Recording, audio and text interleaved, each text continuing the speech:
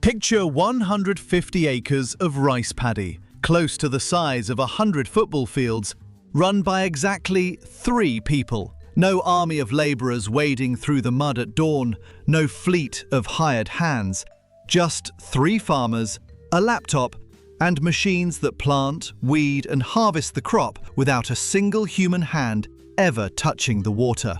In a country where the average rice farmer is reportedly pushing 70 years old, that sounds impossible. But in a growing number of villages across rural Japan, it's already the daily routine. Their day doesn't start in the field, it starts in an office that looks more like a small logistics company than a farm. One of the 3, the one who handles planning, opens a laptop before 6 in the morning and pulls up a live map of every paddy on the property. Soil moisture, water depth, nitrogen levels, all of it updated overnight by sensors staked into the mud, feeding numbers to a screen instead of a hand dipped in the water to check.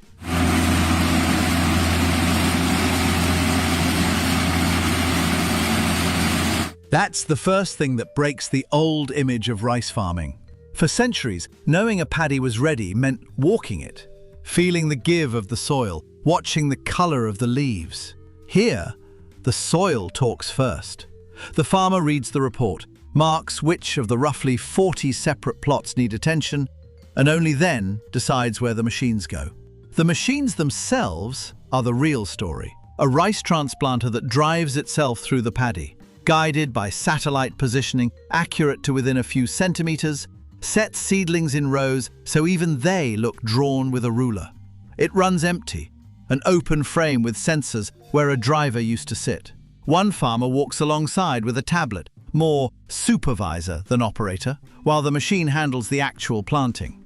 You'd think a driverless machine loose in soft, flooded mud would be a disaster waiting to happen, but the opposite turns out to be true. The satellite guidance corrects itself constantly, adjusting for the exact kind of uneven, waterlogged ground that used to demand years of a human farmer's hard-earned instinct. What took that instinct a lifetime to learn, the machine reportedly executes on its first pass. Weeding used to be the part that broke people. For a month or 2 after planting, someone had to drag a chain weeder through the water every week, under direct sun, bent over for hours just to keep the weeds from starving the rice of light.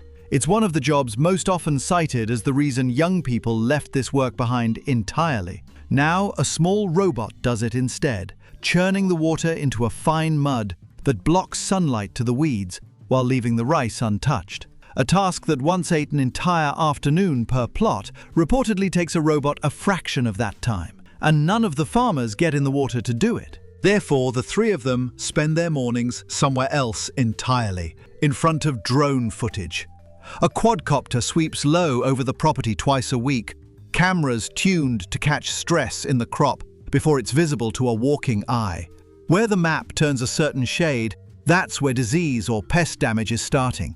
One of the farmers flags the zone, and instead of spraying the whole 150 acres, a sprayer drone treats only the handful of acres that actually need it. It's a strange kind of farming to watch. 3 adults sitting at screens while machines do the wading, the bending, the soaking. But strange doesn't mean easy. Someone still has to catch every alert the system throws, because the system, for all its precision, has no judgment of its own. A sensor reading that looks fine on a screen can still be wrong, and the farmers say the job now is less about strength and more about knowing which numbers to trust and which to double-check with your own eyes. That's the part outsiders tend to miss. The machines are only as good as the person reading their output.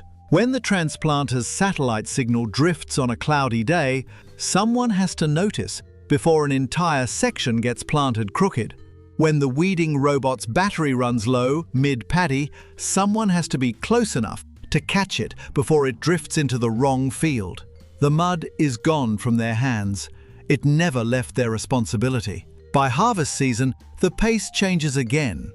A combine that drives its own route through the paddy, cutting and threshing in a single pass, handles roughly the same acreage in a day that used to take a full crew a week. The grain gets loaded, weighed, and logged automatically, And the farmers spend that stretch not swinging a scythe, but tracking yield numbers plot by plot, figuring out which fields performed and why. Here's the number that explains why any of this exists at all. Running 150 acres the traditional way is generally estimated to require a crew in the double digits during peak season. These three run it with 3, and on the busiest weeks, maybe a hired hand or two for a matter of days. In a country losing farmers by the tens of thousands every year to age and retirement, that ratio is reportedly the difference between a farm surviving another decade and a farm quietly folding into someone else's land, the way so many already have. None of it was cheap to set up. Autonomous transplanters and robot weeders carry a price tag that would make a smaller, older farm wince, and the three of them reportedly leaned on subsidies built specifically to keep rice farming alive in a country that still treats it as close to sacred. But therefore, the math only works at scale. A tiny paddy can't justify a satellite-guided tractor. 150 acres, worked by 3 people instead of 30, can. Water is its own quiet obsession here. Rice needs a precise depth at every stage. Too shallow and weeds take over. Too deep and the young plants drown. And for generations that meant someone walking the levees twice a day, adjusting sluice gates by feel. On this farm, the gates are wired to the same system that reads the soil sensors, opening and closing on their own to hold each paddy at the exact depth the crop needs that week. One of the 3 still walks the levees, but now it's a spot check, not a job. He says he does it out of habit more than necessity, the way someone might still glance at a paper map even with GPS running in the car. Each of the 3 came into this from a different direction, and that mix is reportedly part of why it works. One grew up on this exact land, the 4th generation to farm it, and inherited both the paddies and the debt that came with modernizing them.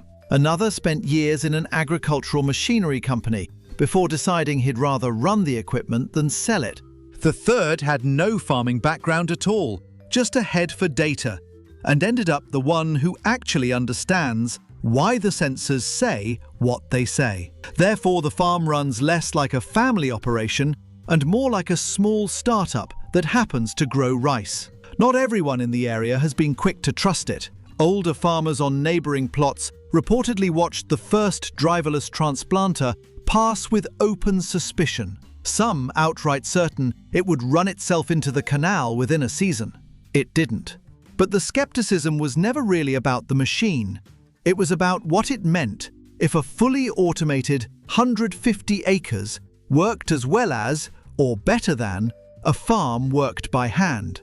If 3 people with sensors can do what 30 people used to do, that's not just a story about efficiency. That's a story about what happens to everyone still doing it the old way. The farm has reportedly drawn a steady trickle of visitors since word got around. Other farmers, agricultural officials, even a few curious retirees from Tokyo who grew up on rice their grandparents grew and want to see what became of it.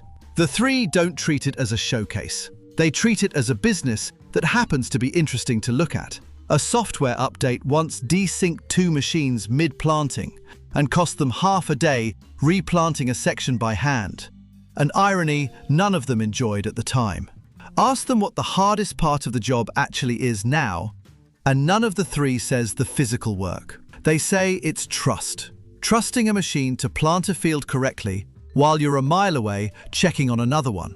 Trusting a sensor over your own gut on a morning when the 2 disagree. The mud used to be the hard part.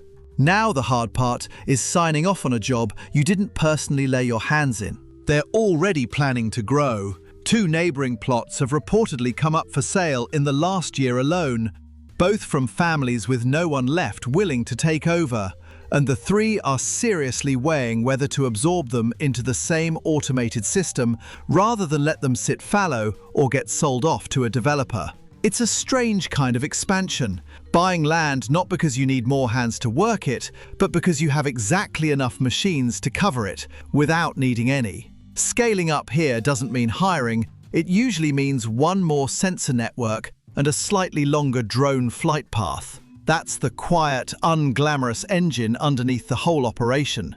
The technology gets the attention, the driverless tractor gliding through a paddy with nobody in the seat. But the actual force keeping this farm alive is arithmetic. 3 salaries instead of 30. One set of machines paying for themselves over a decade instead of a rotating cast of seasonal labor that gets harder to find every single year. It's not romantic. It's a spreadsheet that happens to also grow rice.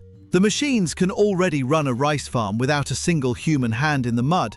That part isn't in question anymore. What's still unsettled is what happens to 1,000 years of knowledge that used to live entirely in a farmer's hands. The exact feel of ready soil, the color of a healthy leaf. Once that knowledge gets handed to a sensor instead. The 3 of them can still read those signs themselves if the system ever went dark tomorrow. It's their kids and the generation after that who might never need to learn it at all. So maybe the real question isn't whether this is the future of farming. It clearly is. It's whether the last generation to have mud on their hands is the one running this farm right now, or whether that generation already came and went without anyone noticing the last time someone walked a paddy just to feel if it was ready. If a story like this is the kind of thing you want more of, the next one's already waiting for you.